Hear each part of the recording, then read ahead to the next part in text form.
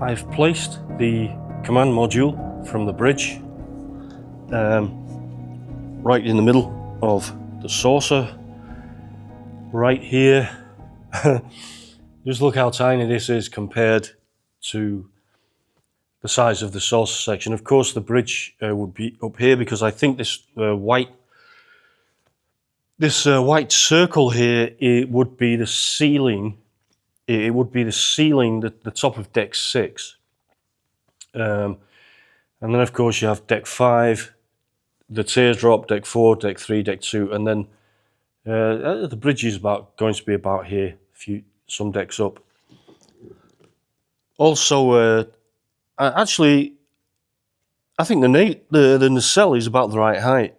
If this is the top of the saucer, maybe a little bit lower or something. But oh man, I mean, can you just imagine another one of those nacelles on the other side going down? This really emphasizes this. You know, I'm so happy. I get so full of enthusiasm when I'm actually able to show the size of this project, because you know, again, in the comments section, I've had quite often when I've started showing this kind of thing, people saying, "Man, I mean, I knew it was a big project, but this is just off planet." So I really enjoy showing this, and you know, being able to show the size of a human being in relation to the ship. So I mean, we can see the Enterprise, the original Constitution class Enterprise, is a huge vessel. It's massive, it really is. This is an information meeting now, and I'm loving doing it from within the saucer section, within this enormous saucer section. I'm really feeling this now. I really am. Hey, and I almost forgot to show you this, okay? So we're going to go over the saucer again and pass over the command module and zoom right in onto engineering at the back of the saucer section. So this is from the engineering model that I made some while ago. This is kind of a highly finished. This is not a test model. It's kind of a highly finished. It's still in the category of a test model actually, but yeah, highly finished. So there it is. And then we can see through that mesh, which one of the commentators told me awesomely that the mesh in engineering is not red, it's gold. So thank you for that correction. I appreciate that very much. And yeah, and actually this wall here has slanted down, and it should be in place that way.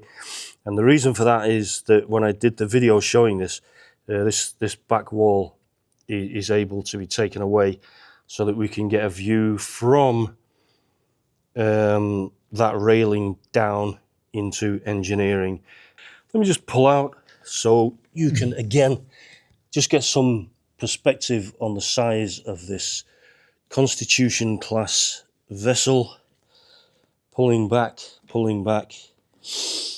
Engineering looking very small now. Passing over the command module one last time, and one final look, for now at least, at the saucer section in relation to that nacelle and those other elements there. The biggest Starship Enterprise support pylon ever built. It's almost 2 meters in length, 1 meter 80 actually. And I've built these grills here. These, what are they? Are they venting grills or something? I'm not actually sure. Let me know in the comments section what these are. I think they're venting grills, but I don't know what would need venting in the support pylon. Let me know. Anyway, like I said, I built these so they open, and I've built kind of a representation of the inner workings of the pylon, and another first in Star Trek model making history, literally. I've built the elevator inside this pylon, and it actually works. So I'm going to show you one of the engineers taking that elevator from the secondary hull, the main engineering section in the secondary hull, up to the nacelle, the warp nacelle. All right.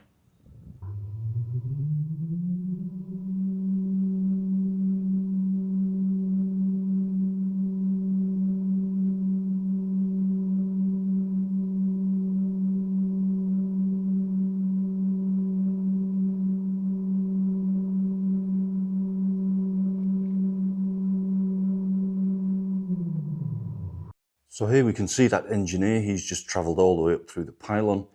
And if I just pull back here, you can see that he's arrived within the nacelle at an interesting angle, and that's because of the angle of the pylon where it enters the nacelle. So my feelings is that once the elevator reaches this point, it will then tilt forwards to allow the engineer access out onto the gangway, onto the gantry, so that he's upright level.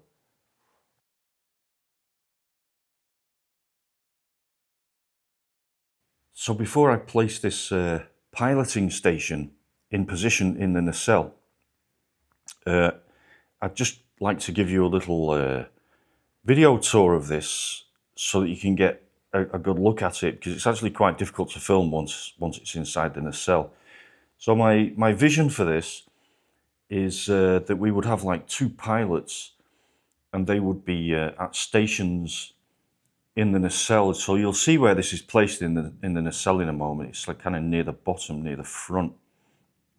So there's the control stations, and just a little bit of detail on the wall, which I think is like a super TOS.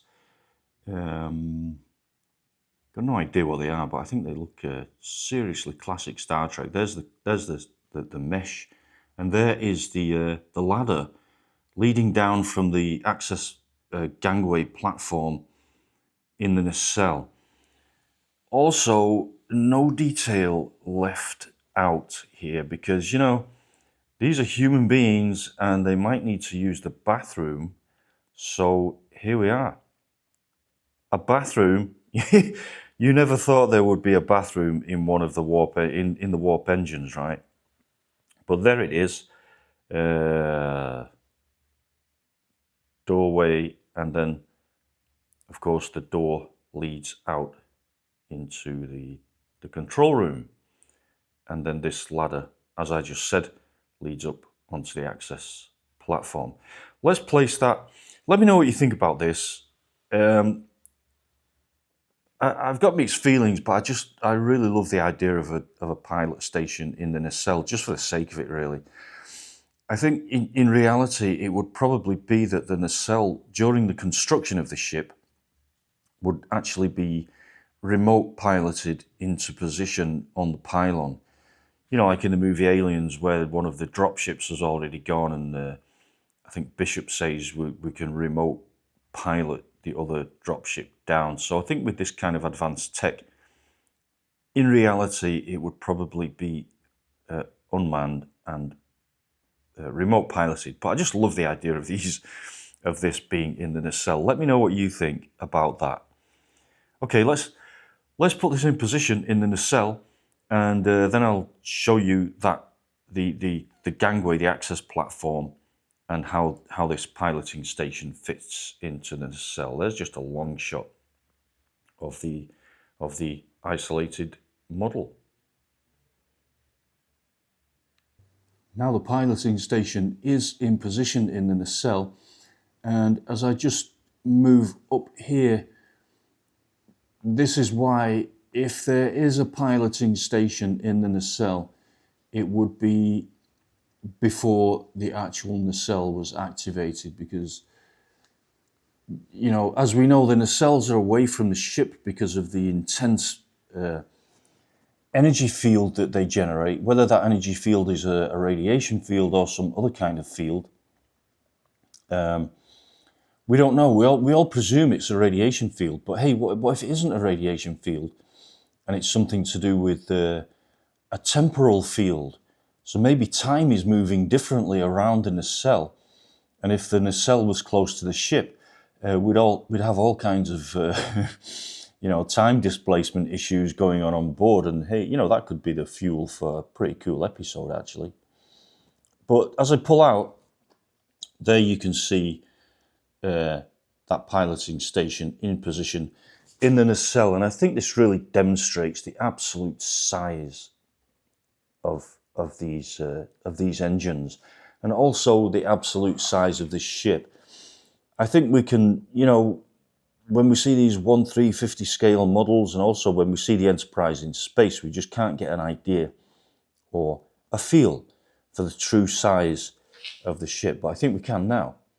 I'm just going to go in, and I hope the camera stays in focus. I have a bit of issues with focus with this camera, because I want to show you the piloting station, but I also want to show you, so there, no, you can't see the ladders from here. I can't get in close enough. But anyway, the ladders from the piloting station come up to this level here, and there you can see like a monitoring station on the access gangway, and there's an engineer standing in front of some of those monitors. Let me just emphasize again that all of this will be taking place when the engines are switched off, or when the engines are inactive. Once the engines are on, there will be no one inside these nacelles. So that's it for this episode of Mr. Trek. I hope you've enjoyed this journey through the